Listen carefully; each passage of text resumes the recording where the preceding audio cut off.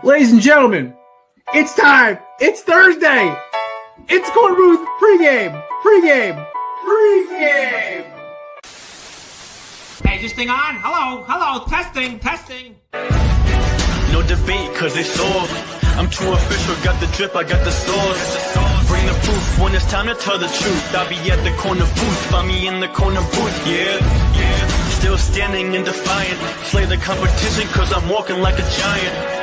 What's up, Twitter world? There's my little OJ. He's got an autographed OJ photo. Has anybody heard the story about the Glizzy guy? He fits today's generation. Like, Oh yeah, speaking of lady basketball players, Lola Bunny, bonkable. Yes or no?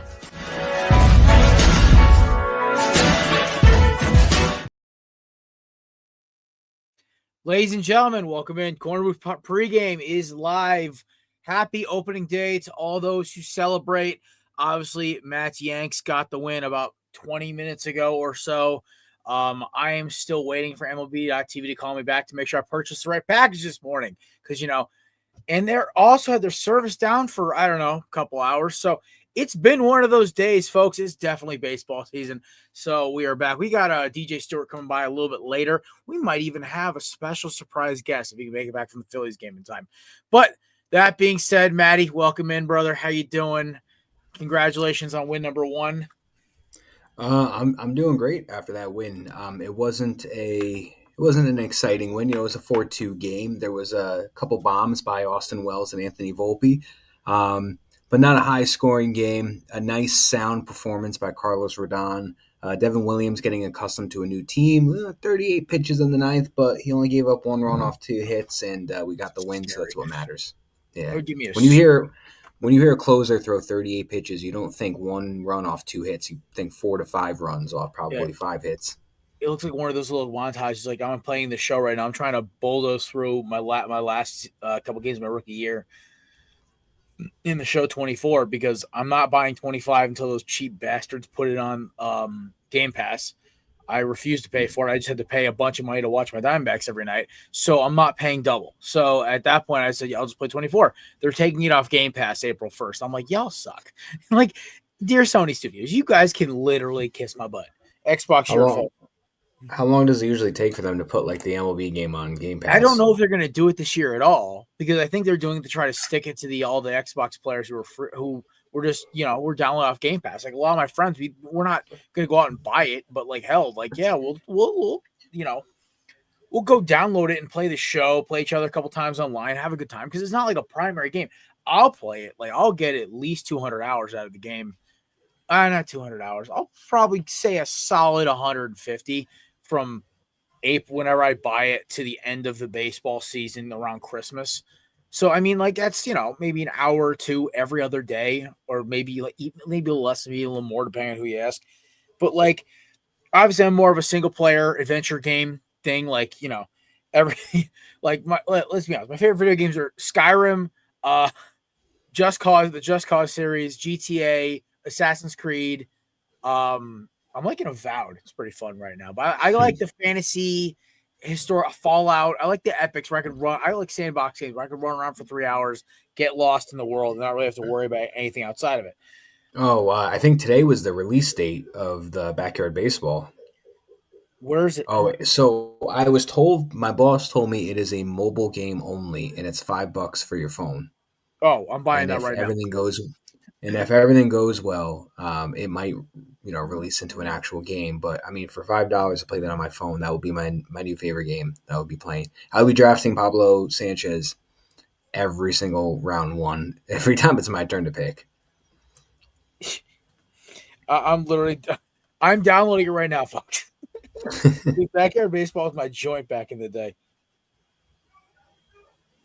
Oh man, I don't think it's on App Store yet. Unless I thought he said it was released today. No, I don't know. Not. Oh, Backyard Baseball 97. There it is. Oh man, they're gonna have the rosters from 97. Oh, I just downloaded. Let's go. We kids these days. Back noise. We back. All right. I was gonna say kids these days won't know who played in 97, but you know what? It's not a for a kids these days kind of game. I know we will, but it's not for these days kind of kids. So this is my game. Well, I mean, Nate will be here in a little bit. So we're all our guest DJ, obviously, and possibly a surprise guest. We're gonna pick all the Elite Eight games today, as well as we're gonna talk about you. We're bringing back the 4-pack, brother. The UFL 4-pack presented by our friends at Righteous Felon. I should know maybe yeah, Righteous Felon. But This is going to be so chaotic, but it'll be fun. I mean, listen, it's going to be great because we'll do it a little subtler this year. Winner gets a hat, even though Matt still hasn't cashed in his prize from last offseason. Yeah, I got it. Matty, I mean, I could offer you this. You can gamble and have it double up, so you can get an even nicer jersey next year if you want. If you quad peat, but you also could lose everything. That is true. I might have to scour eBay or those sites you send and find the cheapest one I could find. Yeah, I gotta find those sites again. I was trying to find a Marte jersey today, and I was because I did my tax. Being unemployed and then getting your tax return. This last year I was really smart. I took the I got taken to the cleaners of my taxes in 2023. It was bad. So I said when I left my tax appointment last March, I'm going to make sure that this doesn't happen again. I had employee benefits. I make sure I took max deductions on everything. I got a lot back. Nice. It was great. I'm not saying what a lot is. I'm not saying where I got to take. I don't know what happened, but all I'm saying was a nice trip to the tax accountants today instead of my usual. Oh God, they're taking me to the cleaners. Mm-hmm. Yeah, we got a nice one because we were able to claim the house for the first time. But if we didn't, it would not have been probably as nice or nowhere near as nice at all. So I'll take it. You take whatever you can get. Yeah, I'm really kind of like I'm grateful. At the same time, it was nice because I was able to go buy MLB.TV today for my Diamondbacks. Probably the earliest I've ever bought it, but I swear the Dingleberries sold me the D-backs.TV again for the third straight year. And I was on hold for customer service for an hour getting stuff done around my house. And I'm sitting there and I'm on hold and like, oh, press pound and we'll put you in the queue. I guarantee these idiots are going to call me probably midway through the show. So I'm just going to be like, I figure it this way. I'm going to try to load up the game at 10:10 when they first pitch against the Cubs. Or the pregame show, I think, is at 9:30. If I can't see Steve Perfume and Bob Brenly breaking everything down, or the guys in the studio, I'm going to know I bought the wrong package. I'm then going to go back online and do it, make sure I verify my location, because I feel like I didn't do that this morning. I don't know. It's stupid. The fact that this is a problem, when I followed all the correct steps, I went to single team package, Arizona Diamondbacks, purchase. Use my credit card on file because I've had it for half a decade. Boom. It's always something. Every damn year. It's always something. Do they still black out in market games? Yeah, so once we play you knuckleheads next week, and then we play the Mets and those dweebs up in Boston, I can't watch the games. But I have ways to get around it, or do I? But it's okay. I'm not gonna get all upset about it, but it's the most opening day thing of opening days. I will say that. I hope everyone's enjoyed as much as we have so far. It is definitely a baseball podcast, at least for the first half of the day. I got 3 good happy opening days from a Braves fan, a Reds fan, and a Pirates fan all texting me happy opening day. I'm How do you know these people? I know people. Okay, listen, my surprise party 2 weeks ago, there was 70 people there. Then the cookout for all the people who couldn't make it the week after had about 15. Apparently, and that was all the people who were just in the state. I know everybody, apparently. So, I mean, I know like I was going to say I know a Giants fan. Obviously, we know the same Giants fan. I know a Rays fan. I don't know if that's crazy enough. I know a Baltimore Orioles fan. Cruz is a Rays fan. He's a Saints and a Rays fan. He's from North Florida, so. Okay. I was going to say my buddy is also a Rays Baltimore fan. He's from neither. Which one of your friends is the Rays fan? No, he's just a guy I work with. Oh, okay. I'm like, I know your friend group. I'm like, which one's a Rays fan? Like, they're not. I can think is maybe Mike might be, because that would be so random for him. No, Mike's just a Bruins fan. Everybody else, like Ivan's Mets and Giants, And I then think me both. and him had this whole conversation about him being like all New York everything.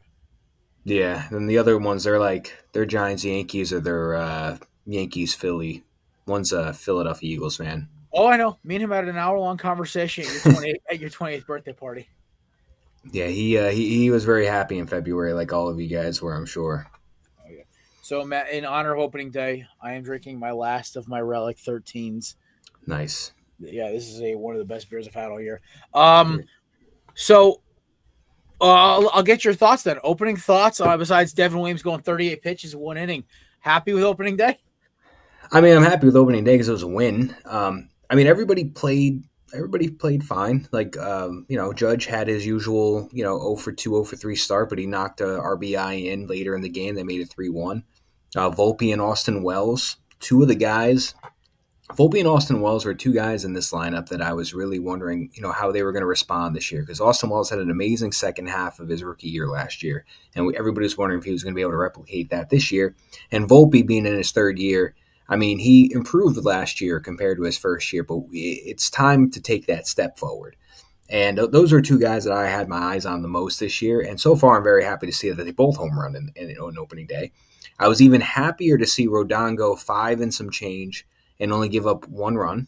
I was really hoping you were going to bring that up because I was like, you know what? Maybe the reason that maybe the issues to all of these things were just the beards. Maybe because Devin Williams was rocking a full beard. That wasn't no clean cut groom. That was like mine. He had like my kind of beard, and that is interesting to see. Almost like facial hair gives men who like beards confidence. Rodon had the nice little goatee. Devin Williams had the beard like mine. It was nice to see. But you know what? I was more than happy to see Rodon go 5 and some change, go into the 6th, get taken out, but he only gave up 1 run. I'll take that any day from Rodon. You know what my favorite thing about this new, like, kind of new age Yankees kind of thing? Oh, look, our one of our favorite Yankees fans, Belly Up Writer Eric Katz. Yes, Eric, your Yankees are 1-0. That's what my Win's a win on opening day. Oh, by the way, when they win on opening day, usually they actually make the playoffs. I think it's like 75% of the time when they win opening day, they end up making the playoffs. So I'm okay with that. It's some stupid stat I read. Even when Seth Beer in 2023 hit a walk-off home run as his first at bat. I'm optimistic for this team this season. I'm praying it goes okay. All the love we got on that Belly Up Super Show. Shout out to Brett and Vince for hosting that, by the way, Nate for producing. That was a fun time. All the love I was getting about my Diamondbacks. I'm like, oh my God, shut up. Please somebody tell me they're going to go finish in last place. I need the hatred. Somebody give me the hatred. You don't want that jinx on you. Oh my God. No, listen, it ain't a jinx. Nobody's picking them to beat. Everyone's picking the Dodgers still. Let's be honest.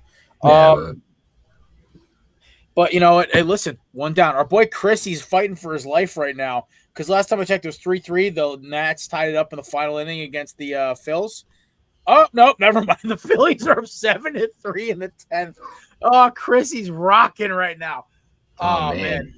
That's funny. Is it a home game? No, they're in Washington. So that just means he's at Xfinity Live. I guarantee it. Oh, they have like a venue and they can watch the game live at? Yeah. You've never been to that section of Philly before. So the way it's set up is there's there's the Wells Fargo Center, there's Citizens Bank, and then there's, of course, God's Football Cathedral, the link. Then in the 4th quadrant, there with all the parking lots all surrounding them, there's Xfinity Live. It's this giant bar. That's where he ran into Shane Gillis. That's like it's crazy. I have been. He says next time I come down, we're going there just to drink. We don't even have to go to watch a game there. Like just on a Friday night, it's insane. But apparently it's a pretty cool bar.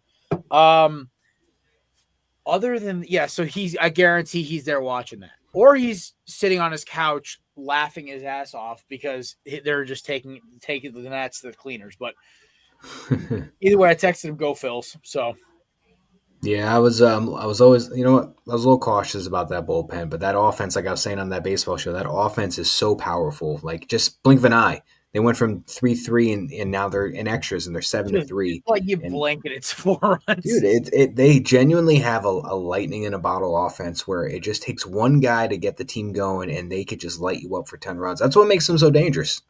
Yeah. I guess I'm yawning for some reason. I don't even know. I'm not even tired. Yeah, don't But- yawn. I got to go to work tonight for some overtime, so don't yawn yet. Oh, you're getting your OT hours, baby. Yeah, I got to go in from 10:30 to 5, and then I got to go back in from 7 to 3:30. Dude, I don't know how you do that crap. I would be a homicidal maniac by about 7 a.m. As long as I get 2 hours max, I'm fine. Anything more, you get into a deep sleep, and then you were just running on pure exhaustion. Power nap, basically. You know what's crazy? Yeah. Those you know what Jocko Willick talks about, like the 7-minute, like feet up, like 7-minute power naps. I do those after I wake up in the morning. 'Cause I wake up in the morning, I feel dead as hell. I feel awful. I used to do this all the time when I used to work in sales. I'd be getting up at 4. I roll over. I do a 7. I set my sleep timer for 7 minutes. I kick my feet up and just go back to sleep for 7 minutes. Dude, I would feel like I go from about 10% to about 80. I could never explain it. So I'm just like, whatever, brother. It works for me. But I can't I don't know. I can't just go sleep on command, and then just 7 minutes later magically wake up. Like, it might take me a few minutes or so to go back to sleep. well, I usually give myself like 10 or 15 on the actual sleep counter because it Oh, usually takes gotcha. you a minute or two to get like acclimated. But like if I'm tired and I don't gotta go nowhere, like there was one morning where I think it was the day the day after I got my stitches. I couldn't go anywhere. I couldn't really do anything. I mean, I could go like to the store run errands, but like I didn't want to. Couldn't really exercise except for walking. The show was done. All I had to do that day was like, look for a job and go for a walk at some point. So I was like, I'm just gonna get some sleep finally. Like because you know what the problem is? Like most of my adult life, I've been running between 5 and 7. The last couple of months, I've been getting like almost 8 hours, and honestly, my body's healing from injuries faster. It's kind of nice. I know, obviously, it's short lived because the second I go back to actually work, and I'll be up at like my psychopath butt will be up at like 5 a.m. to hit the gym, in work by 8 or 9, whatever it is, and ready to go. But enjoying the sleep while I can get it. Maddie, I would hate to break away from baseball. I guess we'll do a quick rundown. So far games that have finished. Phillies take out the Nats, final in 10, which means we might have Chrissy here in a few minutes. Yep, that's a surprise possible guest. Sox and Rangers. Sox won 5-2. Shout out Big Marcus. And our boy Steve Peralt. Marlins beat the Pirates 5-4. Wow. Whoa. What did- Alcantara was dealing apparently. Or at least he was. Yep. What was Skeen's line? Oh, Paulie. Let's see how he did. 5 and a third, 3 hits, 2 earned runs, base on balls, 7 Ks. It's the first game of the year. They're not going to make him run a full 9. No, Like a guy nobody's like pitching Burns him. or Galen, they'll let him go 7. They don't care. But it's like because their arms are seasoned. But like it's the first game of the season. I guarantee they pulled him early. Yeah. The 5th is where he got into. The 6th is where he got into trouble. Yeah, because Edwards hit a fielder's choice in the first inning, but then like they started piling on in the 6th, and that's where they started getting the runs coming in. So, wow, Marlins 1-0. I only got about 58 more wins. I'm allowed I was to about to say 1 win down, 59 wins to go. Oh my god, I was such a jerk about them on the show. Giants beat the Reds. Sorry, Mike, 6-4. White Sox taking out the Angels 8-1. Guardians dropped the Royals 7-4. Astros beat those slime balls in Queens 3-1. Yes, sir. And Nice. Padres take out the Braves. Sorry, Scotty. And that's what we got. The only games left are me and Nate's teams are playing at 10 o'clock, which I don't Clay know why Holmes. we're the 2 teams that have to play late. Clay Holmes had a great spring. All the Mets fans are like, Clay Holmes is a starter, blah, blah, blah. You weren't using him correctly. One and the game. Cardinals are Let me not go 4-2 on the crazy. Twins. Let's also bear in mind, fellas, it's opening day. Opening day is not a given. It's a marathon, not a sprint. It's just fun. It's a holiday. But Yeah, Maddie, how come the Dodgers are playing the Twins at like 7, but you guys... they're playing a 4 o'clock game. But a lot of the time, what Arizona will do is always do like their opening night. If it's in Phoenix, they'll do like a night game in Arizona. So it's 2 hours behind. So it's 8 I o'clock. don't know how you do that. It's called I Hate Myself. I can't stand. It's like every time I have a night where I can watch a Yankee game, I'm not working or nobody's home and I have it by myself. They're always playing the Mariners at 10:10. Never fails. Yep, it always happens that way. I mean, lucky for me, I can stay up and watch the whole game tonight, so I'm probably going to do that. Or at least try to stay up and watch it. Okay, so here we go. game. We're gonna start talking college ball. We're gonna do quick rapid fire picks. Would you mind doing the honors of keeping score? Yeah, let me get a notes out or something. Yeah, just right because I'll read off the score sheet. So currently right now, Bama and Alabama, BYU are pretty tight, 13-12, 15-12, 15 the first. So we can still pick this game. Bama or BYU, my friend? I'm gonna go high tide, going Bama. High tide, shout Kevin and Cruz. We're rolling Bama together. Maryland and Florida. I'm going Gators, my national champ pick. So yeah, I gotta stick with you and go Gators as well. That's also the team that I think is going to wind up winning that whole thing. All right, Arizona and Duke. I mean, it's almost too late in the tournament for Duke to have their signature upset. So I feel like if I don't pick Duke, I'm a hater. But I am a hater, so give me Arizona. Nice. I'm going to go opposite. I'm going to take Duke here. Subi! Arkansas, Texas Tech. So Arkansas going to get lightning in a bottle twice? I don't know, man. But like this Texas Tech team's not like amazing. They're kind of just an averagely good Big 12 team.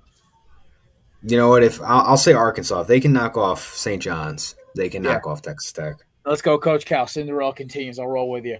All right, tomorrow's games: Ole Miss, Michigan State start at 7:00 Eastern. This is actually the game slot where I think I can't remember who knocked. No, it was whoever beat North Carolina last year beat them at the 7:00 slot. And it's the Friday. I am going to go with Michigan State. Ole Miss can score fast. But Michigan State's just different, man. They got dudes who are like freak athletes. You know, Tom Izzo, him in March is just a different breed. I'm going to, just to be different, get some variety in here, I'm going to go Ole Miss, see if they can score quick and just. Hateful, angry. And cheers. I already had a Corona while I was like doing stuff around the house because I saw one of the first. I was like, I haven't had Corona in a while. It's cracked. I was like, why not? I'm enjoying some nice ice cold water with a Crystal Light packet since I got to be sober. Crystal Light. Oh my god, I haven't heard that in a while. All right, Kentucky, Kansas, Kentucky versus Tennessee. I gotta go Tennessee, man. You kind of have to, right? They have the better roster, more experienced coach. I mean, I like that pick because I'm also going with the Vols. Yeah. Michigan, Auburn. Ooh, Kelsey's Auburn still fighting. I'll go with the Tigers. They got the best best player in the country. Yeah, I'm gonna stick with you and go Michigan as well because I just think I have that feeling inside of me if I pick Kelsey's team or a team Kelsey's gonna want, just because I usually feel like that's just a recipe for disaster. I'm gonna go against that grain. Yep. And then the team that killed the fun, Purdue versus Houston, because they beat McNeese State and everything else. Houston, please bury Purdue and everything they stand for. Yeah, I am. I have Houston going far in one of my brackets. I'm gonna take Houston here as well. Yeah, they're a Final Four team in mine, I think, as well. Dude, you know what's so funny about now that baseball's here and my team's not in the tournament, I don't care, and that's the problem. This has happened for the third straight year since the 2022 tournament. That tournament, I was a rabid fan. I couldn't wait for the next week. And even last year, North Carolina was in the Sweet 16, and I did not care. I watched the game, but I had it on a side screen while I was playing MLB The Show, creating a ballpark. I wasn't even playing the game. I was making a ballpark with dinosaurs in the stands, man. I was going crazy. I call it Jurassic Field. It's got a Mosasaurus pit that surrounds the left field bleachers, and you have to basically go in on a catwalk and file down to sit in the left field bleachers. And then right field, there's a bunch of pens with T-Rexes and raptors and Triceratops and a restaurant. It's wild. So I just was going crazy. I made it the tallest possible ballpark. I think there's triple upper decks. and the ballparks, like the center field score rating is bigger than the Royals. Like at I cannot remember. I think it's what is it? It's something with a K or a C, whatever the hell it is over in Kansas City. But I went nuts, and then I was like, oh, it's a little closer than I like it. And I looked down, we lost. I'm like, oh, this sucks. But this is the thing. Baseball will always be number 2 to me, or 3. College football and baseball basically do a coin flip every year. Which one's going to piss me off least? If you ever go into my my bedroom where all my hats are, Eagles will always be the first, and then it flips between my Diamondbacks hats and my Hurricanes hats, depending on who's pissed me off the least in the last year. So, like 2023, my Diamondbacks were up. 24 was my Hurricanes. It might be back to my Diamondbacks again after what they did against Syracuse, against Iowa State. So, like, it flip-flops. Those 2 hats flip. I'm that, like, annoyed with the team. And then, obviously, you got my Wolves hat. Then, it goes into, like, all my, my favorite gun brand and, like, my favorite brand from Martha's Vineyard. Like, all the hats, the belly up hats, our Caesar hat. Rest in peace, buddy. But, like, stuff like that. I have them organized. And then, of course, that camo boonie hat I bought my sophomore year of college. I still have that, by the way. I used to have a hat collection. Well, I do have a lot of hats. I just stacked them one on top of each other like a big beer snake full of hats. Mm-hmm. And that is my collection. I don't hang them up or anything like that. They just go on my dresser, and they're about 5 feet tall, it feels like, and I just pick whichever one I want. I kind of respect it. And I also respect that we're going to talk a little XFL in about 15 minutes or so, and you brought up the beer snake. You feeling confident? Season starts tomorrow, brother. I mean, I'm excited for it. All of our teams play tomorrow? I think only mine plays tomorrow. All you guys play either Friday or – I think, Matt, yours Sunday. I think yours is 3 o'clock Sunday against the defending champs. Oh, excellent. Yeah, that's 7-point road home dogs. Yeah, it's just what I want. Yeah, right. Matt just gets another one of Matt's teams gets freaking pulverized. I know. I just couldn't do. The Guardians just would have just destroyed me. I just couldn't do that one. I know they're not a team anymore. Yeah. But to go from being a Jets fan to being like, I'm going to pick the New York Guardians for my football team, and then you find out your quarterback's Matt McGloin. There's only so much trauma. It's so hard for you to root for them. So when they folded that team, I'm like, oh, thank God. Well, then they wound up getting Luis Perez for a little bit, and they were fine. They were great, but he's I think he's a stallion, or no? Is he a Brahma? Luis Perez. He is a renegade. Renegade, almost. I was getting there. So, a couple quick headlines, and then we're going to talk about the big NFL headline that popped up on Tuesday. Titans are switching their home uniforms to the Carolina blue color, or the Titan blue, they're calling it. The Browns may not target Shedeur Sanders at all. They might still stick with Abdul Carter or Travis Hunter, depending on which side of the coin they want. Dude, we could see Shedeur fall to like 5 or 6. I don't think he gets past the Giants. I still hold firm on that stance. Are they really going to stack 4 quarterbacks? Well, no, they'll cut Tommy DeVito. But that's the thing. Like, you're going to tell me that Russell Wilson at like 36, the way he's played for the last couple of years, is going to be the saving grace for Joe Shane and Brian Dable. Mr. Unlimited. I don't see that. And if my career was on the line, I am not trusting. Can I have a take about something? I want to express myself here. The Giants scare me more with Jameis Winston under center than they do with Russell Wilson. I watched the Eagles against a much better Steelers team curb stomp Russell Wilson. Don't get me wrong, the Steelers did score a point or two. They were not bad in this game, but Russell Wilson looked awful. Okay? He was not good in offense. Now you put that on that Giants team, if I'm Nolan Smith or whichever pass rusher we draft in the draft, Azeez Ojulari, who wants some payback, and of course my boy Jalix Hunt, I am just waiting to see Russ's goofy butt try to scramble out while you have 2 edge rushers who both run sub 4.4s chasing. I'm excited, but Jameis is a 6'6" mammoth of a man with a howitzer on his shoulder and has no fear.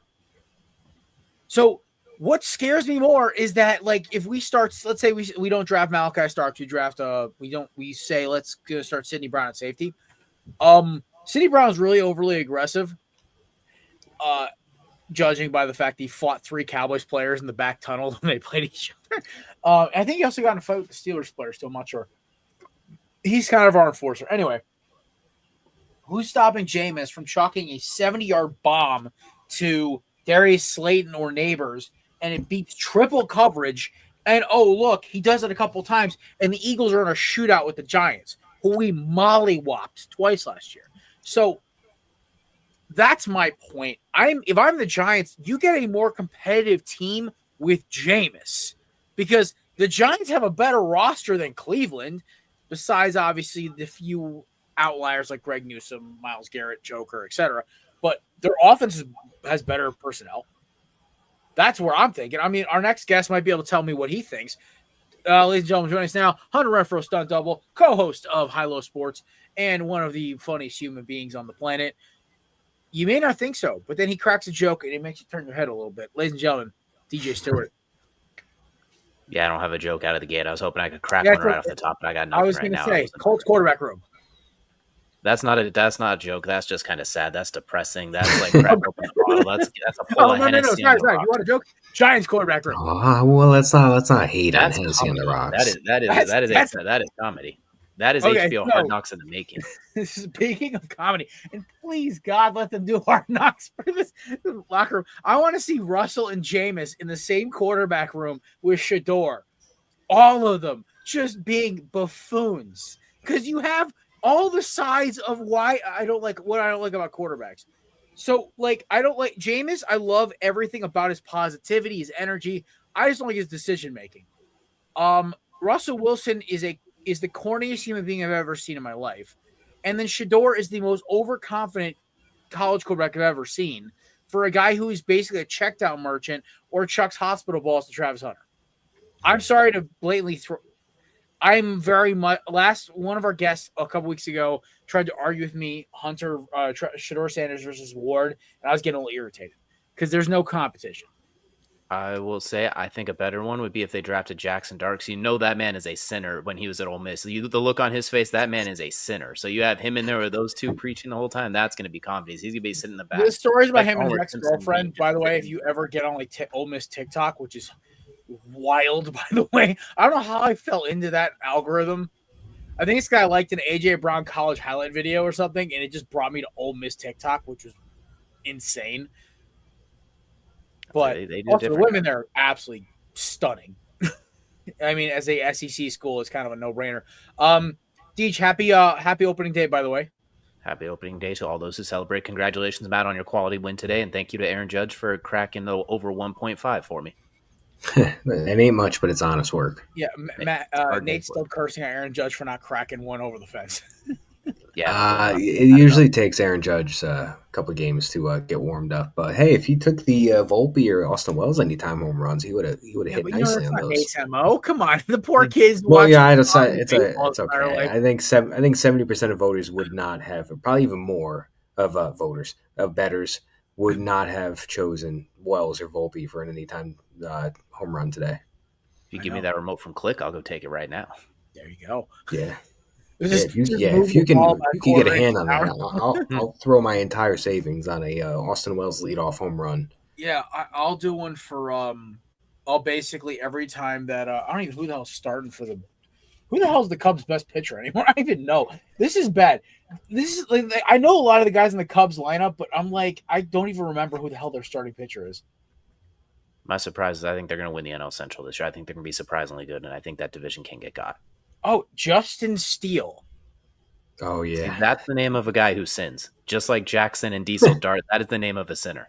That's the name of a sinner. You know what I love is that the Diamondbacks have Corbin Burns as their fifth starter. Jameson Tyone. And Imanaga. Yeah, I knew about Tanaga because I remember the Diamondbacks lit him up last year. Almost. Yeah, so DJ, you missed my funny story about how this morning while I was paying my student loans, doing my taxes and everything else, and prepping for the show, I was like, you know what? Don't be cheap, dude. You're gonna get your money. You're getting money back in your tax return enough to cover, obviously, MLB extra innings. Go buy it. I'm like, all right, I wouldn't bought it. I think they charged me for D-backs TV again for the third straight damn year. And it's because they never asks me my area code. So I guarantee I'm going to start it up at 10. I'm going to turn on the pregame show at 9:30, and it's going to say not available in your area. I'm going to flip a shit again, like I do every single year, because I go through the process correctly. I go to single team package because I don't want to watch the Pirates versus the Marlins. I could care less. Unless Paul Skeens is on the mound, I don't care. So it's like I move it down. Arizona Diamondbacks, select. Do you want to purchase this for $99? Charge to my credit card. Get the points. Confirm. Sent out. Done. Go to check it again today. You have this package. Awesome. I'm waiting for it to say you have D-backs TV, but you're not in the correct area code. I'm going to be like, okay, I'm about to go run into a moving train. Matt, where's the next train coming through? Yeah, it's going to be going westbound in a little bit. But you know what's a nice little notification to check your phone at is that Bleacher Report literally sent out that Juan Soto struck out to end the game, that Josh Hader caught him slipping. I'm like, what a notification to put out, just hating on. Oh, the fact that the Mets are like the second most hated team in baseball this year is just freaking great, man. My two teams I hate the most in baseball are the Mets and the Dodgers. Despise them. I hate the Mets because they threw they're fans of. I've been to more Mets Diamondbacks games than I like to count, and Mets fans have been brutal to me since I was a teenager. They're rude as hell. I prefer to go to a Yankees game or a Sox game. I was at Sox Diamondbacks. They were snarky. They were making little pot shots at me, but they didn't hate me. They were like, "Oh, it's like," they were looking at me like a zoo animal. They were like, "Oh, a Diamondbacks fan. I've never seen one of these before." Yeah, they weren't doing that just because you're a Diamondbacks fan. Like, they were like, look at this thing out in the wild here. Look at this creature here. Well, I mean, I'm walking with my sister and my dad who both got Red Sox gear on. Then I am with the black Diamondbacks alternate jersey. I think I had this hat or my camo. Oh, it was definitely the camo Diamondbacks hat on. And I had I think I had like Jordans or some stupid. Anyway, whatever. And I'm sitting there. It's 100 degrees out in the bleachers. I'm surrounded by Red Sox fans until 3 Diamondbacks fans sit right next to me. And they're from Arizona. And I'm like, we're talking about the bullpen. The boyfriend didn't know Jack, but the girlfriend and the friend, they were both like diehard from Sedona, Arizona. Like they've been watching games since like Luis Gonzalez, Matt Williams, like the whole 9 yards. And we were talking about everybody. And I got up when Jordan Montgomery got up to warm up in the 5th inning. I yelled, "Yo, fat boy, sit down." I hate Jordan Montgomery. I despise him. And my father goes, "Why would you say it to him?" I'm like, you don't understand the headache this man has caused me up into this season. I gotta say, the MLB package where you can actually choose a team and just kind of buy them, that is genius, and I wish the NFL package would do that too. I wish they would offer that. So Apple tried to buy the MLB TV and do that, and the NFL struck it down because it wasn't going to make them enough money. And I hate that because you know how many people would actually buy it if they could just watch their team? Like, there's not enough people that are nerds like us that want to watch all set. Charge me $80 a year. I will pay $80 to watch 16 Eagles games. Actually, it's less like it's like 8. I'll pay $10 a game for it. I don't care because it beats going to the bar down the road and having to worry about making sure I have 1 or 2 beers and some food, and then it's like $40 damn, and it's like ridiculous. And I think a lot of people are like that too, where they just want to watch their team. They don't need to watch the multi-view. They're not freaks like we are that want to watch 5 games. Maybe I'll do it, but like they're freaks like us that want to watch that, but they don't want to pay $700. There's a lot of people that's like, I want to watch like my Jets, uncle 17 games, et cetera, et cetera. Raiders fan would just like, he lives in Jersey. So just kill to watch them. My parents live in Montucky, and it's the same thing. But the Raiders are right there, but they still can't watch them. You'd make so much money to just pay $100 a year. They'd make more money if they did it, guaranteed. By the way, for those who say, what does he mean by Montucky? He means Montana. But Montana and Kentucky are very similar states in terms of... It rolls off the tongue, honestly. I don't even call it Montana anymore. I'm actually going to Montana, I think, next year, so I'm excited. It's cool. Just, you know... My cousin lives in Billings, so... Oh, that's cool. That's practically a city. You'll be fine. Just don't get jumped. In Montana? Oh, yeah. They got people. They got cowboys. No, they got gangs there, too. I'll make a joke off camera about what those gangs consist of in Montana, but no, they'll shoot you. Oh, I know. No, well, they got Uzis. It's also illegal. It's a legal carrying state too, so I can put my carry gun in my carry on. I can check at the door, and I'm good to go. No, I'm just saying, like, they got Uzi and stuff. Like, they migrated. They've sophisticated from cowboy level of gangs. Now they got the hood gangs that moved up there because it's easier to get around. I just think Yellowstone gangs. Well, see, that's because you watch entirely too much TV and you've never been out of the Eastern time zone. I have. New Orleans is great. Anyway, DJ. So I got to ask you. I know your co-host is a Birmingham Stallions fan. Who is your college team? Who is your UFL team? The unfortunately mid DC Defenders, who probably could use a little Daddy. Yeah, that's on the squad too. We're the beer snake brothers right now. I saw that thing live last year. I went to one of those games. It's even more impressive in person. Like that. That's the snake that's alive. Are the Stallions? Is that the team that won 3? Is that the 3-peat team? Stallions are basically their Alabama with Nick Saban. They've won. Way to be original, Kelsey. Just go and pick the easy team. He can't pick Bama, so he picks the next best thing. I'll give him credit. He picked them before they went on their run, so I'm thinking That he's is like true. he's the one that they rally around. Like he's their golden child that leads them to victory. In his defense, he deserves something. Yeah, being the Kings, Cowboys, the Giants, Cowboys, and suffering. He deserves some sort of happiness. And Auburn on top of it with what they did last year because of Yale. Oh yeah, they almost did against Creighton. Like that man. As long as he's not an obnoxious jackass about it, I kind of hope they win that. Honestly, he'll just be like, "What took so long?" Won't even be happy about it. Just like, thank God. It's like we got that behind us now. Just like, thank goodness we didn't choke. Not even happy to win, just happy to not lose. His anxiety will be at ease, and he'll just go to bed happy. He'll be like, "Oh, I don't." No, like finally. I love it. Anyway, so Deej, with that being in mind, so we're bringing back the 6-pack, except it's gonna be a little more of a craftier. Oh, Nate texted me his picks. Apparently, Nate's got coming on today. It's okay. I know he's busy. Anyway, so that being said, ladies and gentlemen, it's time to reopen the 6-pack presented by the amazing people at candidates.com. Promo code BELLYUP20 for 20% off your purchase at checkout. Official sponsor of Belly Up, the Korner Booth, and the 6-pack, which for the UFL purposes will be the 4-pack this week because there's only 4 games. So we're starting off with my boys, the Battlehawks, going to Houston. They are 6-point road favorites. There is no Nate's taking the Battlehawks. I'm going with my boys as well. Fly on, baby. Max Duggan's going to be a UFL MVP candidate by the end of the season. I do like Duggan. You got a nice little favor right here. I'm gonna stick with the favorite. I'm gonna take Duggan in the Battlehawks, and I'm gonna ride the momentum that you got going on with this. Nice. The only team I root for that's blue. The only blue football team I root for. All my football teams I root for are green, or orange and green. Deej, who you taking? Battlehawks or Roughnecks? At least you have a type, but I would love to pick the Roughnecks just to be different, but like that, I don't have a whole lot of faith in them. The Battlehawks are legit. The Roughnecks are they're not sweeping the cellar, but they're not too hot. So we're gonna go with the Battlehawks too. They're gonna be a real contender this year once again. We had Zach on Monday, and he was talking about how the Showboats were kind of his team that was like kind of make a run. But now they have no head coach and no OC. They don't need them. Just I want the problem. It makes it easy. I was gonna say, what's crazy? All the favorites are on the road this week, so one of them is gonna lose. In theory, but as long as they follow the morning routine, they'll be all good. Yep.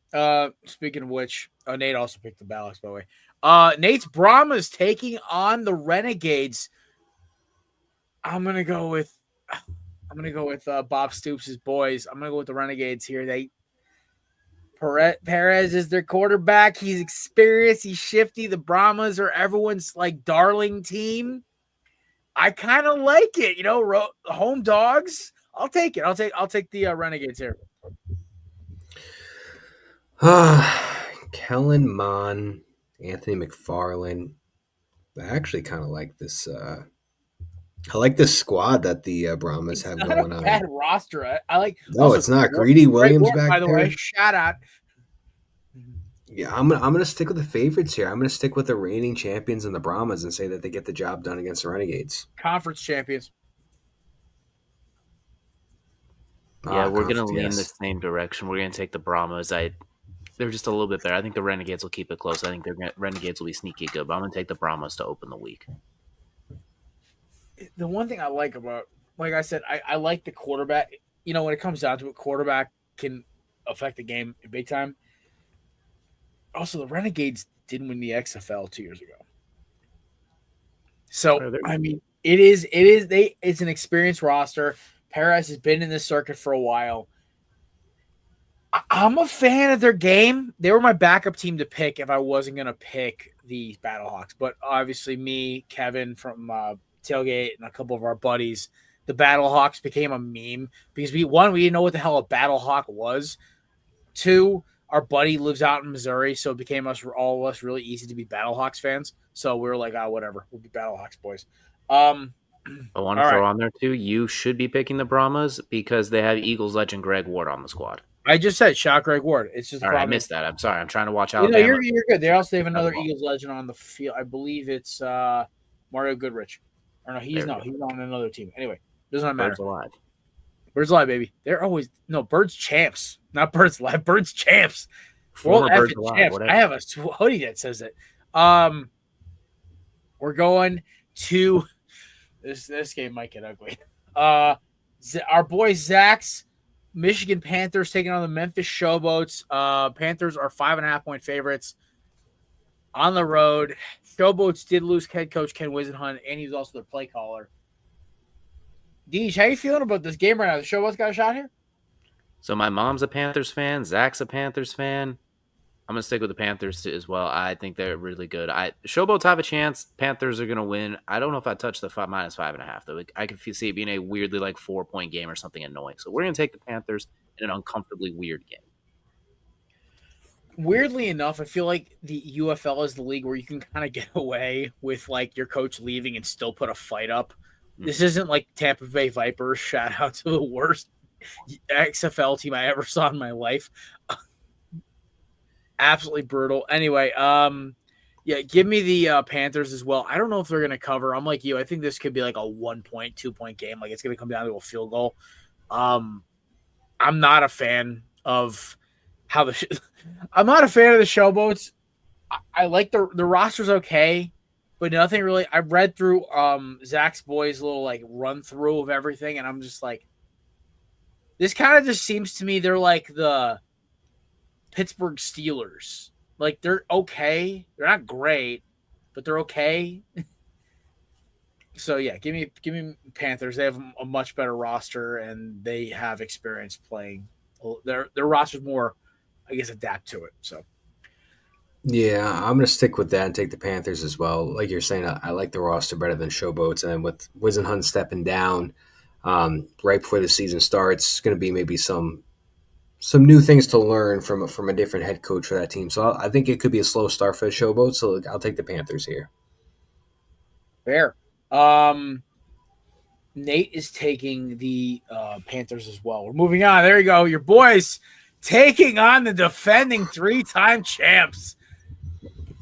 Stallions defenders, 7-point home dogs. Fellas, I'm going to let the two defenders fans take this one. Can Tayamu and the boys pull it out? Ooh, this is going to be real difficult. I'm obviously going to go defenders. I'm going to take my team with this one. I know we did just lose Reggie Barlow, but the interim coach he's been with the team for the last couple of years. So he's not a new person to this team.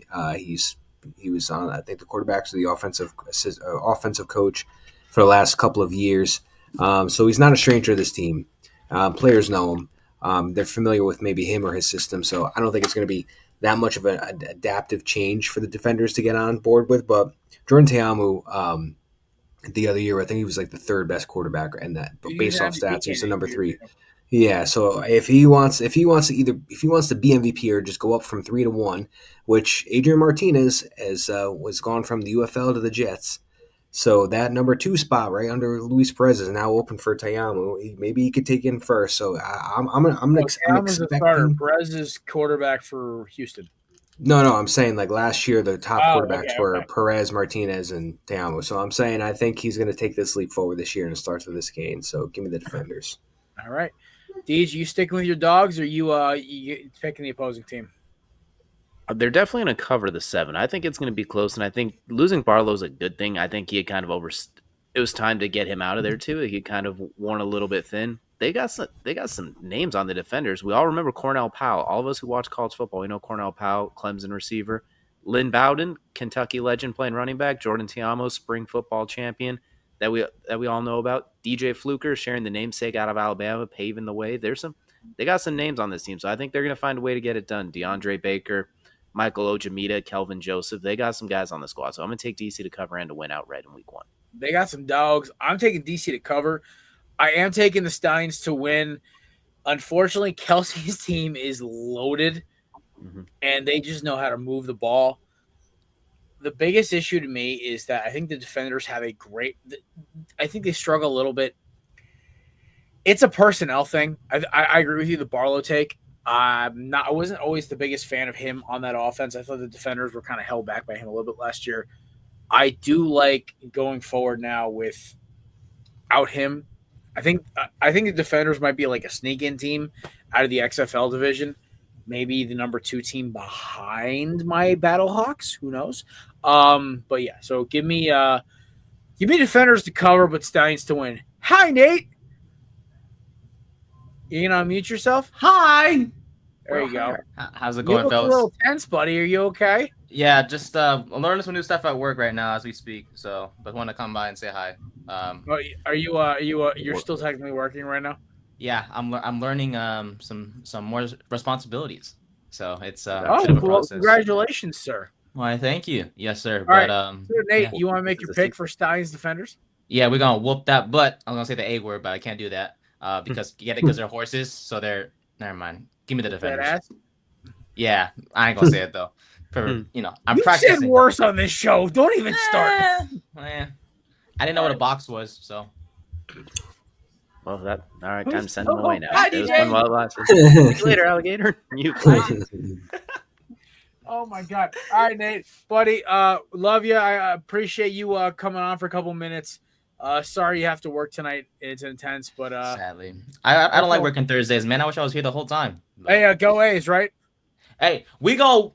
Hey, Seattle don't know what's coming, bro. I took their over yesterday, by the way, for wins. That's what I'm talking about. Was it over 71.5?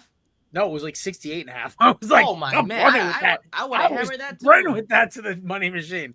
All I'm gonna say is, if Brent Rooker hits a home run today, and I'm gonna look at my particular entry that I chose Aaron Judge to hit a home run too, I'm gonna be upset because all I needed was only 86.5. By the way, fellas, that's an over right there. Yo, you just slam that over. Also, the other over I like is take the Braves over. That it was like 81 wins or something. Wait, did the Phillies win? Yeah, Phillies like blew out the Nationals. I don't know if Chris is stopping by. He said he was going to try if they won, but he doesn't know if he's going to make it. So I sent him the invite, but obviously 4 runs in the 10th. Let's go! Dude, right. Wild.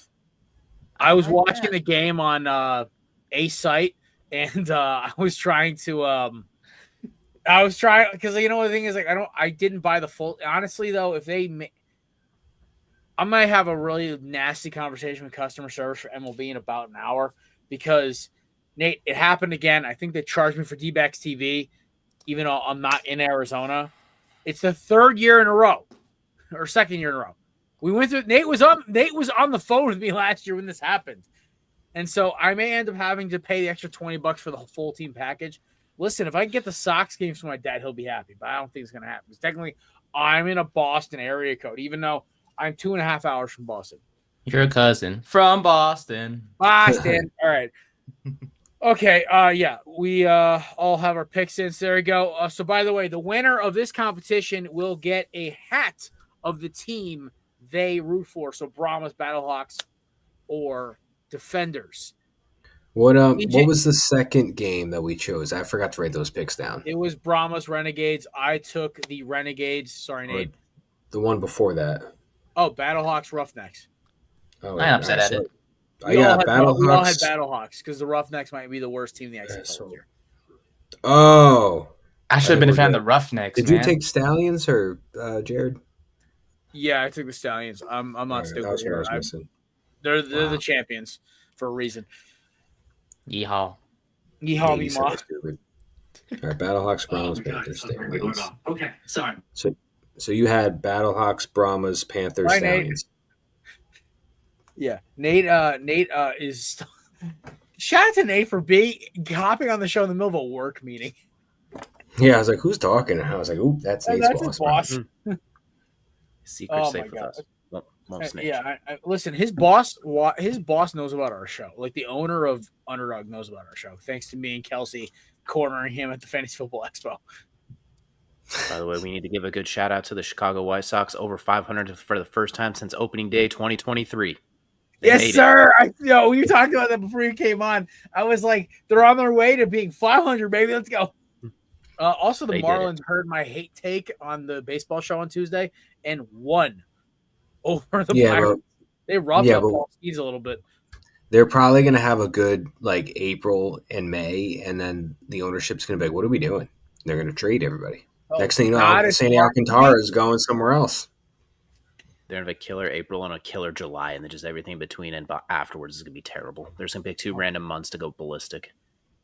Dude, you know what I love about baseball season? It's like it gives me a little something to look forward to at the end of the night. It's kind of like it brings me back to when I was a kid, because I always rooted for 2 teams when I was a kid, because I always loved the Yankees because of A-Rod and they had Johnson for a while.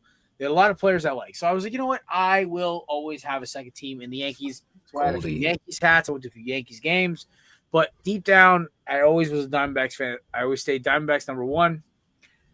And so, obviously, the Diamondbacks had their fun years, 07, 11, 17, 23. But, it's obviously been a lot of years of pain for your boy. But,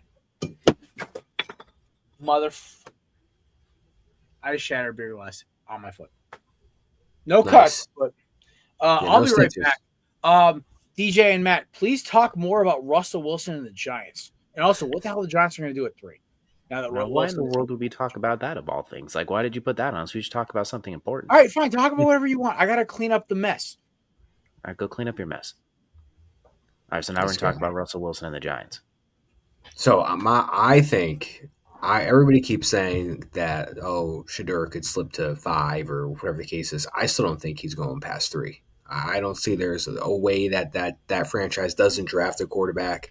If you're going to roll, in my opinion, if you're going to roll into the season with Russell Wilson and you're going to expect to make playoffs off that, you might as well just go return your badge in now, because you're just going to be fired at the end of this year. Exactly. And if you don't like Shedeur and you like Jackson Dart or something like that, then you got to trade back. Somebody will be willing to come up to get something. Like, you could find somebody like that wants to come up to grab him just to jump over some of the other teams. Or maybe someone wants Ashton Genty because someone will trade up with him. So if you're a Giants and you're not you either love Shedeur or you love somebody else and you're willing to trade back. I can't see them saying, like, all right, Russell and Jameis, they'll get it. They'll keep our jobs 1 more year, right? Like, that's not exactly either of their MOs the last few years. They've gotten people fired, especially Russ. Yeah.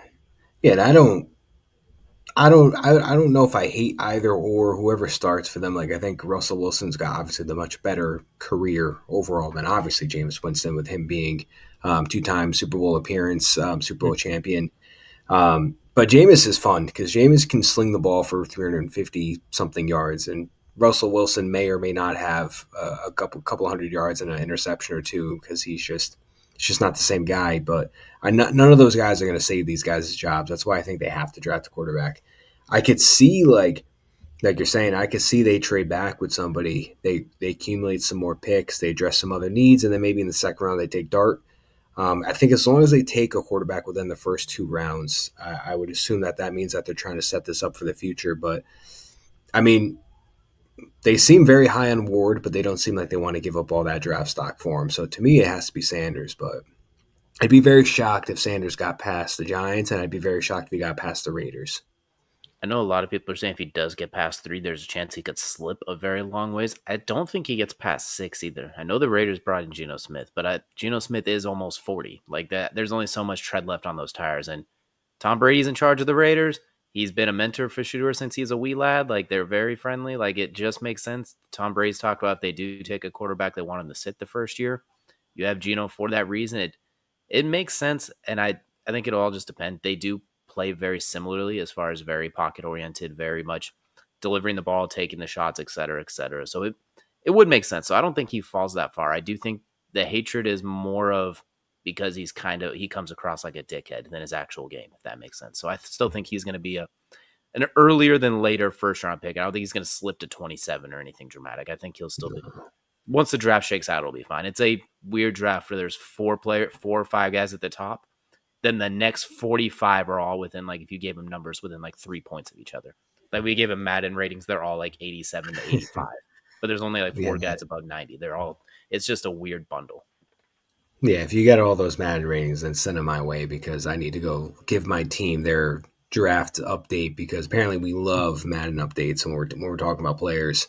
If he were to slip, if he were somehow, because I just don't think I think the Raiders take him if the Giants pass on him, but if he were to get to 7, I think the Jets take that flyer on him as well. It's just another team that needs a quarterback. Justin Fields it's a 1 to 2 year rental type thing. I don't think he's the guy for the future for this team. I think he's going to be somebody that is going to have a lot of yards rushing on the ground. I think the Jets are going to have a top 10 rushing offense, and they're going to have a bottom 3 passing offense because we're going to be averaging probably 156 something, 172 passing yards per game, but we're probably going to rush for 150 yards just between Brees and Fields alone. But I think he could go at 7 if he slips that far. Speaking of Genty, though, I've been thinking that your boy Kelsey and his Cowboys are going to be trying to swoop in on Genty just to replace. I know they lost Dowdle. I know obviously they're not bringing Zeke back. I think right now their running backs are Vaughn and Javonte Williams, and I don't think, as much as they might want to tell everybody like, hey, that's a great running back room we got. You got to draft somebody, whether it's Omarion or if it's Ashton Genty. I feel like Genty is their pick. It just makes way too much sense. Luckily, it's a deep running back class. It's like 9 deep that have like top 3 round grades, so they should be able to get someone. But I agree. I think Genty, the monster that he is, if he's there at 12, they should sprint that card to the podium. It should not hesitate. Do not pass go. Do not collect $200. Get right up there and get that card in immediately. It makes way too much sense. I will say I am kind of jealous that the Jets got Justin Fields because I wanted the Colts to grab him instead of Daniel Jones because when AR eventually gets hurt, I wanted Justin Fields to come in and be basically a faster and not quite as good Jalen Hurts under Shane Steichen because I think that's where he would work and to get the best out of him. So I'm jealous, and I hope he fails in New York and then he goes to the Colts and does all of that whatsoever. None of it's going to happen, but I agree. I think if Shador's there, they have a strong conversation like, how do we really feel about this? Do we really like him? How much do we like Fields, which is going to be the question. Who's their offensive coordinator this year? Do you know off the top of your head? Yeah, Tanner Engstrand. He was the quarterback's coach for the Lions last year. So we really have no idea how he's going to be as like the guy in charge of the offense. Really. So he's a rookie OC.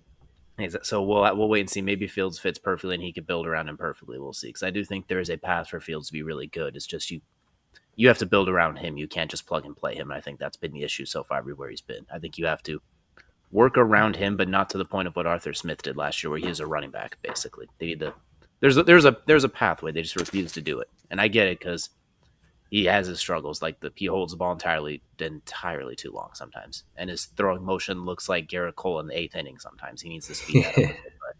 But I think there's a path, and I do like it. But they need some receiver help outside of Garrett Wilson, which I like. Ted McMillan if he's there for your Jets, or Tyler Warren if they just want to get freaky. I think they could have fun with that. Yeah, well, speaking of receiver help, we did just get Josh Reynolds, so I mean, it's not 2017 anymore, but there's so many. There's so many options that they can go at 7.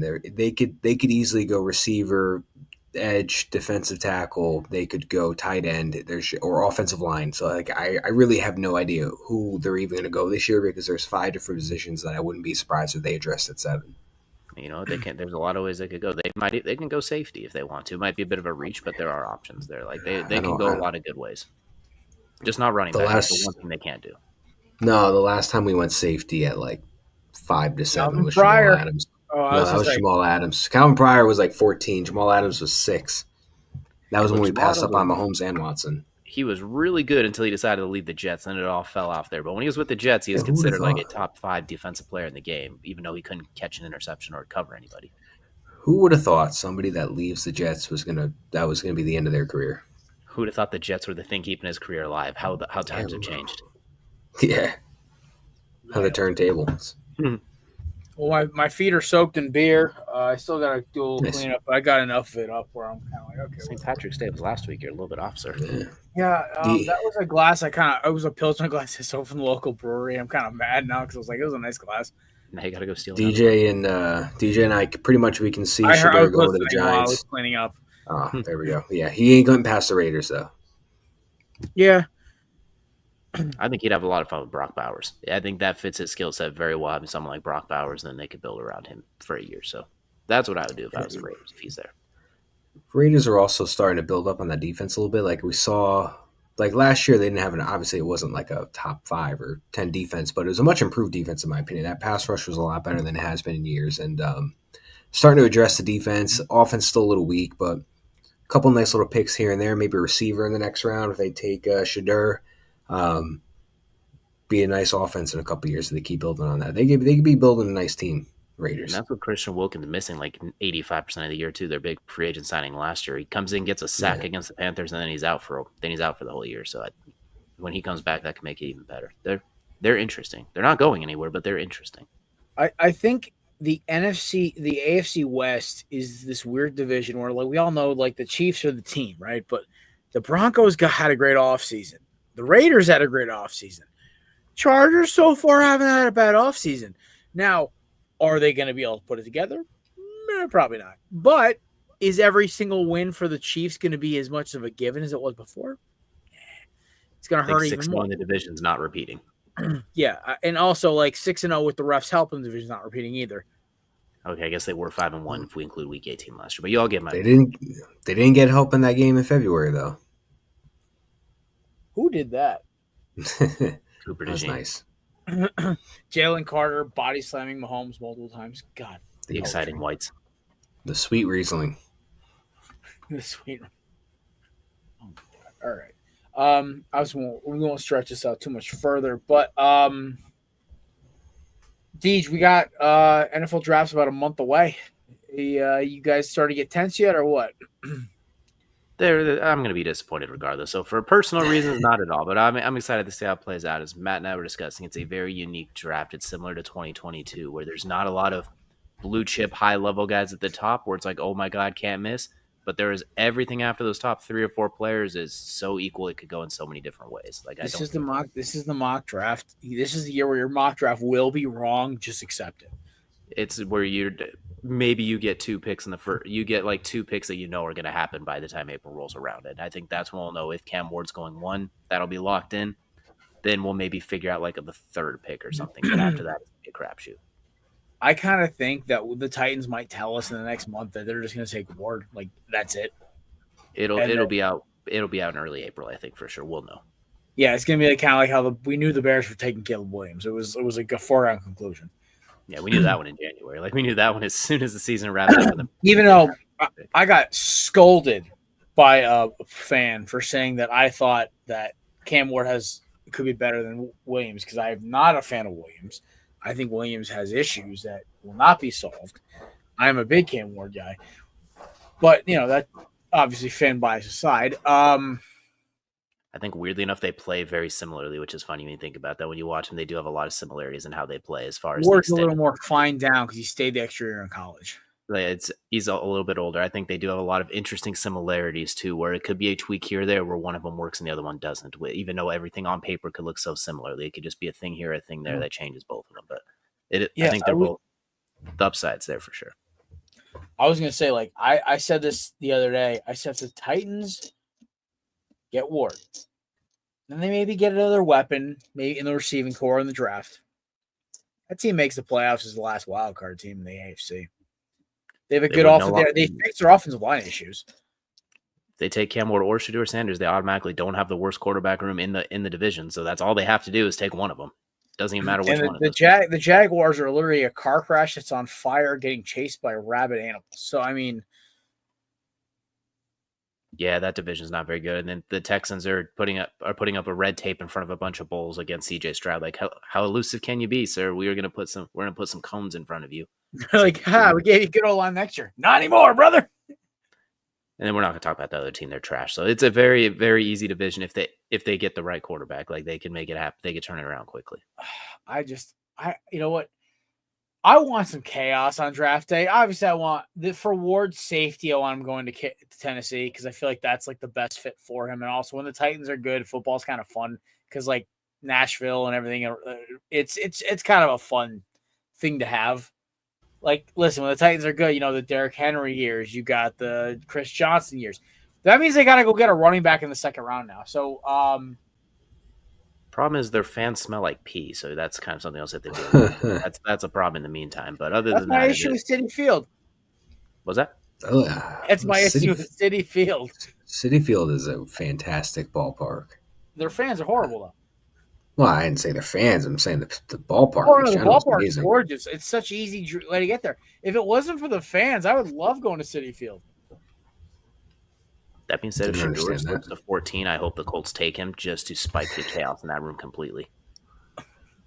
Who do you realistically think is somebody your team's going to be eyeing at 14? What's that? Who realistically do you think the Colts are going to be looking at 14, or who do you predict or are looking at for them to take at 14? All right, I'm going to give you 5 different answers because none of them are the same. What I would want, give me Tyler Warren or Will Johnson. Those are the 2 areas I'm looking at. That fits a need. He might be. I know they signed a lot of DB, so it might not be as strong there, but I would love that. What I think is very likely to happen. It's a good question too. Probably an offensive lineman of some kind just to spite me, or another damn defensive lineman that's not even Shamar Stewart. It'll be some defensive lineman no one's heard of. It'll be Grant from Michigan, just because they always draft defensive linemen for no damn reason. Or it'll be Nick Emenwari, the safety from South Carolina who ran like a 4.4 flat. Who's kind of freaky. Game, man. Like he's awesome and he's an athletic freak. It just doesn't make sense for what the Colts have in need, especially when you brought in a safety and you gave him $60 million. What I think would be hilarious and absolute chaos would be if Shador is there taking him, or even trading back and then getting Colston Loveland, the tight end from Michigan. I'm trying to think. There's one other player. His name eludes me right off the top of my head. I wouldn't mind Malachi Starks, even though safety is not a big deal, just the ball hawkiness of it, but I don't think they'll do that. Something tells me they're going to do something really obnoxious and take like Amari and Hampton out of North Carolina. Just something really annoying that makes no sense to be the smartest person. We're going to be a run-first football team. 2 running backs all the time. And yet we can't complete a forward pass whatsoever. Look out. We're going to have 2 quarterbacks on the field and 2 running backs. Tet McMillan. Have 2 oversized, tall receivers who can't beat people over the middle. Just imagine that. They'll come out with Daniel Jones and Anthony Richardson and then have Amari Hampton and Jonathan Taylor. They will have 4 running backs on the field at once. It'll be so obnoxious. But my guess is honestly it'll be either defensive line or offensive line if Tyler Warren's not there. I think Tyler Warren leads the way, but then if it's not there, they'll go in the trenches. I don't think Warren makes it past the Jets. I'd be hard pressed to see it too. My only guess is if the Jets maybe lean offensive line just because they have trouble staying healthy there. But if he's there, I can see them having fun with it too. Yeah, so what I want would probably be like Tet McMillan or Tyler Warren. What I expect them to do is probably go like Armin Membo for tackle to fill a right tackle spot. What I would probably expect them to do, which because they love to do this also, is to take defensive line, which also is an area of need. So I wouldn't be surprised if we saw like Mason Graham or Warren McMillan or Membo. So I'm expecting them to go defensive line, and I'm hoping for wide receiver, tight end, and I also wouldn't mind, but wouldn't be surprised if they went right tackle. If Mason Graham's there, that's a steal. Like that, I think he's one of those blue chip guys in the draft in the top 2 or 3, in my opinion. I think he's absolutely awesome. He's just going to slip because he is a defensive tackle, and people still underrate their effectiveness. So I think he's a stud. If they get him, that's game changing. I am a big defensive tackles matter guy. Obviously, Jalen Carter, big reason why. But I think Mason Graham's going to be one of those guys. You're like, every year there's one defensive tackle who's just like, you really can't miss. He's that guy this year. Worst case scenario, he's just a run stopping pain in the you know what. Worst case scenario, he's just against the run. Basically, Jordan Davis. Just small. I still think the first 4 picks are going to go Ward, Carter, Shador, and Travis Hunter. Maybe he goes. I think Jacksonville's at 5. Maybe he goes to 5 at Jacksonville. Yeah, I keep seeing they're gonna go with Williams out of Georgia all of a sudden, but I'm like, why? Like, no, like This take is exactly like he's the exact spitting image of Trayvon Walker with his giant petrodactyl arms. Not a lot of production, but freaky athlete. He's Trayvon Walker, but 3 years later. But it's So it'd be like- right up their MO. But Trent Baalke's gone now, and now we've got Duval. Mason Graham would be a great fit there to go with Trayvon Walker and Josh Allen, but they won't do that. Like that would make sense, but It's Josh Hines Allen. I have a different name for him, and it's called the guy that destroys the Colts every year. But yeah, I mean, listen, you guys destroy yourselves every time. I still remember the greatest Pat McAfee show of all time was the week after they lost. It was the Wentz year when they lost to one of the worst Jags teams ever.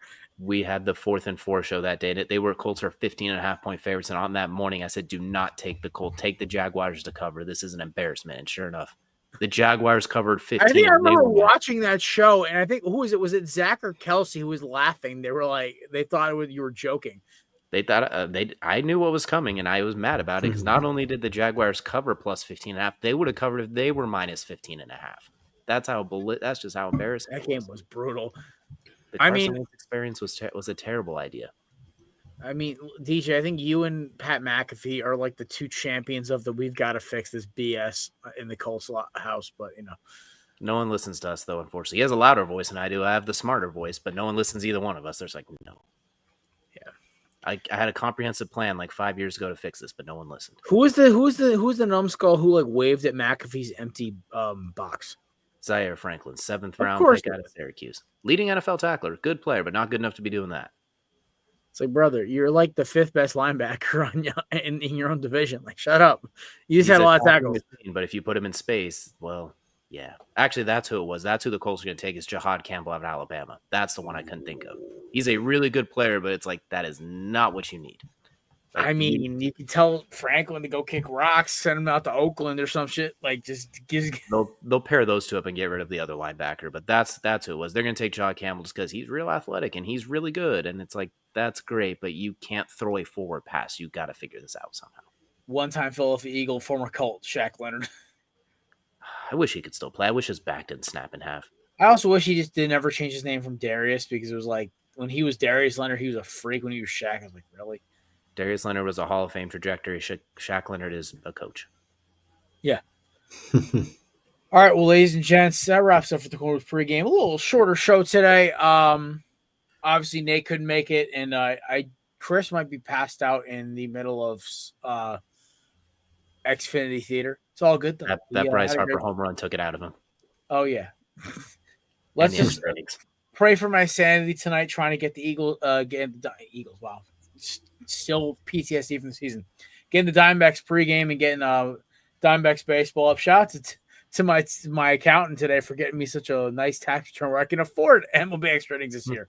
So, yeah, shout out to her. Polish as hell, man. Her name had like 8 different consonants in a row off the boat, and you could hear the accents. It was very funny. I'm like, yeah, I got a Polish eagle tattooed up and down my arm. She goes, oh, where are you from?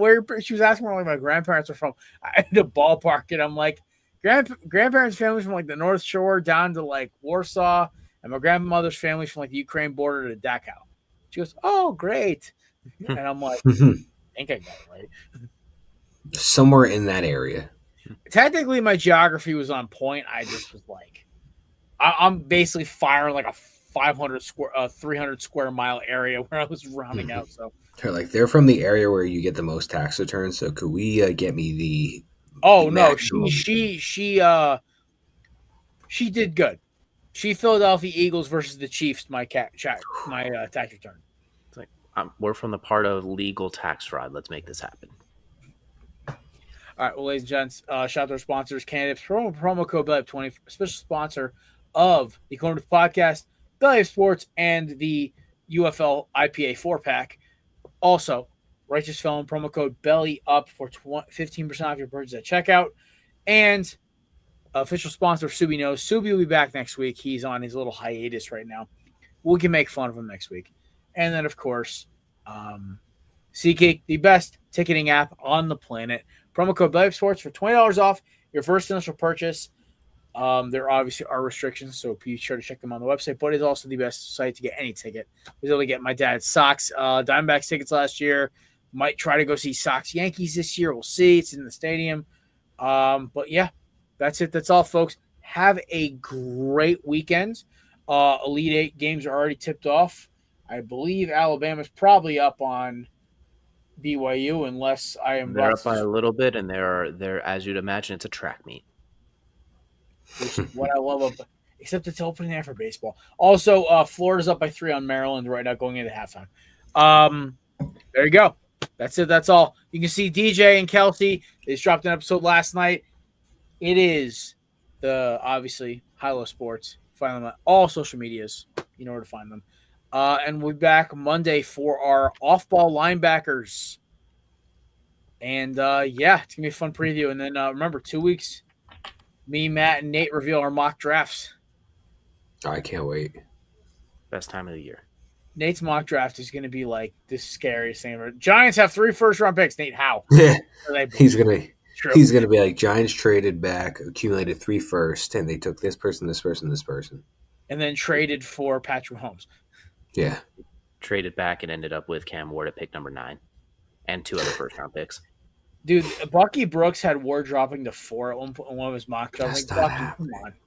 That to 4? Yeah, I know. Bucky I know it was like the most obvious. Like, Bucky Brooks definitely has a connection to Deion Sanders somewhere, and he was putting his son over him. I'm like, Buck, come on, man!